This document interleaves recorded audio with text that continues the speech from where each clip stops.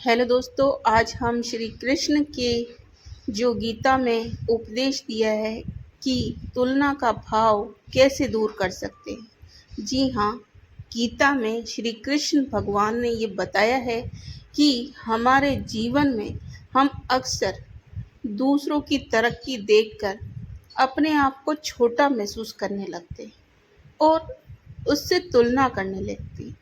तो उस तुलना को और उस तुलना के भाव को अपने दिल दिमाग से कैसे दूर करें और कैसे आगे बढ़े, इसी के लिए भगवान श्री कृष्ण ने इस वीडियो में जो बताया है वो मैं आपको बता रही हूँ। श्री कृष्ण की सीख, खुद को बेहतर करने पर ध्यान देंगे तो दूसरों की उपलब्धियां प्रभावित नहीं कर पाएगी। अपने आप को डेवलप करें, अपने ऊपर समय लगाएं, अपना स्किल बढ़ाएं, अपनी जो भी इच्छा है वो कार्य आगे करें। दूसरों से तुलना करने में समय बर्बाद ना करें।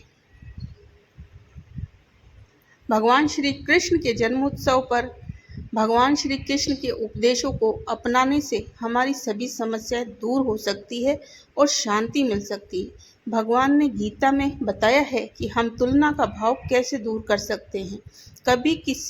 कभी कभी हम अपना काम कर रहे होते हैं, मन प्रसन्न होता है और फिर अचानक हम सोशल मीडिया पर किसी की शानदार छुट्टियां, नई चमचमाती कार, परफेक्ट लाइफ की तस्वीरें देख लेते हैं और एक पल में हमारे मन में सवाल उठने लगते हैं कि क्या हम पीछे रह गए हैं। ये तुलना का भाव है। जब तुलना का भाव हमारे मन में आता है तो तनाव बढ़ने लगता है।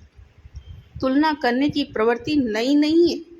यह महाभारत युद्ध के कुरुक्षेत्र में भी तब अर्जुन ने भी दूसरों से अपनी तुलना की और खुद को देखा तो वह भी भ्रम और संदेह में पड़ गए।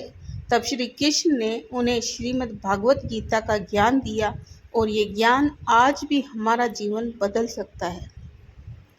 जानिए तुलना के भाव को कैसे दूर कर सकते, आत्म संतोष की ओर कैसे बढ़े, दूसरों के नहीं सिर्फ अपने कर्म पर ध्यान दें। भगवत गीता अध्याय 3 श्लोक 35 में श्री कृष्ण जी अर्जुन से कहते हैं, स्वधर्मे निधम श्रेय पर धर्मो भया भय। तो ये श्लोक है, स्वधर्मे निधन श्रेय पर धर्मो भयावह। अर्थ, अपने धर्म कर्तव्य का पालन करना चाहिए, भले ही उसमें कुछ कमियां हो। दूसरों के धर्म यानी कर्म को हमें नहीं अपनाना चाहिए, हमें उनसे बचना चाहिए, क्योंकि हर किसी के लिए कुछ विशेष कर्म होते और हर व्यक्ति हर कर्म में बेहतर श्रेष्ठ नहीं होता, चाहे वह कितना भी आकर्षक क्यों न लगे। इसका अर्थ ये है कि हर व्यक्ति की अपनी एक अलग राह होती है, अपना एक उद्देश्य और प्रकृति होती है।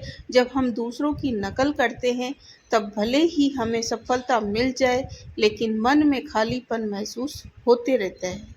जब हम अपनी यात्रा पर अपने कर्म पर ध्यान लगाते हैं तो दूसरों की उपलब्धियां हमें बहुत ज़्यादा प्रभावित नहीं कर पाती। हम तुलना के भाव से बच जाते हैं। परिणाम से अधिक प्रयास को महत्व दीजिए। गीता में सबसे प्रसिद्ध श्लोकों में से एक है अध्याय 2 श्लोक 47, कर्मण्येवाधिकारस्ते मा फलेषु कदाचन। हमारा अधिकार केवल कर्म पर है, फल पर नहीं। तुलना अक्सर परिणामों के आधार पर होती है। किसे प्रमोशन मिला, किसके पास कितना पैसा है, किसे कितनी पहचान मिली, लेकिन परिणाम कई बाहरी कारकों पर निर्भर होते हैं। अगर हमने अपना सर्वश्रेष्ठ प्रयास किया है और उससे हम सीखते हैं तो हमने पहले से ही सफलता पा ली है। हमें सिर्फ अपने कार्यों पर ध्यान देना है, उसके फल पर नहीं। तभी तुलना का भाव दूर हो सकता है। अपने स्वभाव को पहचानें और स्वीकार करें। गीता बताती है कि हर व्यक्ति 3 गुणों सत्व, शुद्धता, रजस, क्रिया और तमस, जड़ता के प्रभाव में कार्य करता है।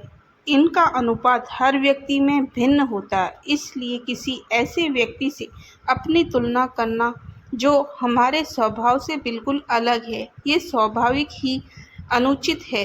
जब हम अपने गुणों को समझते हैं और स्वीकार करते हैं, तब हम अपनी प्रगति को वास्तविकता के धरातल पर मापते हैं, न कि कल्पनाओं में। ऐसी स्थिति में हमें तुलना करने के भाव से मुक्ति मिलती है। अपने मन को नियंत्रित करें।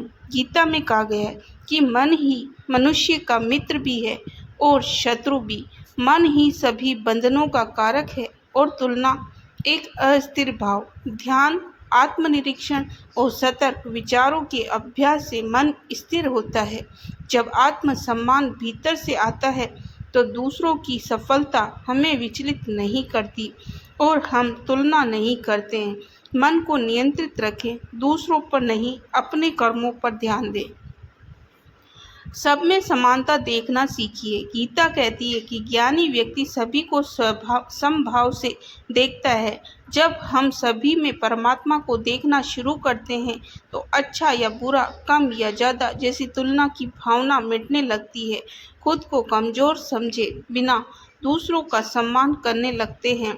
जो चीज़ें स्थायी है उन्हें थामे रखिए। श्री कृष्ण बार बार याद दिलाते हैं कि सुख दुख, लाभ हानि, जय पराजय सब अस्थायी है।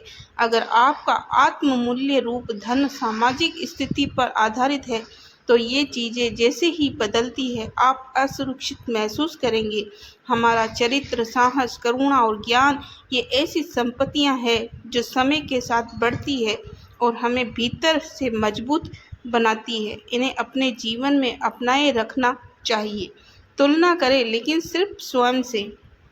सबसे स्वस्थ तुलना वह होती है जो आप खुद से करते हैं। आज हम कल से ज़्यादा शांत हैं, कल से ज़्यादा कुशल हैं, कल से ज़्यादा दयालु हैं। ये असली जीत है।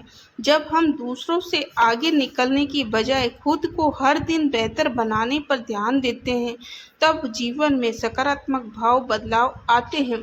दूसरों की सफलता से प्रेरणा लें, लेकिन खुद की तुलना सिर्फ खुद से करें। यही भाव आत्मविश्वास, शांति और संतुलन की ओर ले जाता है।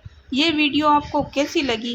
वीडियो को लाइक करें, शेयर करें और इस चैनल को सब्सक्राइब करें। ऐसी ही ज्ञान वाली बातें और ज्ञान वाले भजन गाने सुनने के लिए हमारे चैनल पर बने रहें। धन्यवाद। हम कल कृष्णा का बहुत सुंदर गाना गाएंगे जो आपको इसी वीडियो में बता देते हैं। शाम चूड़ी बेचने आया।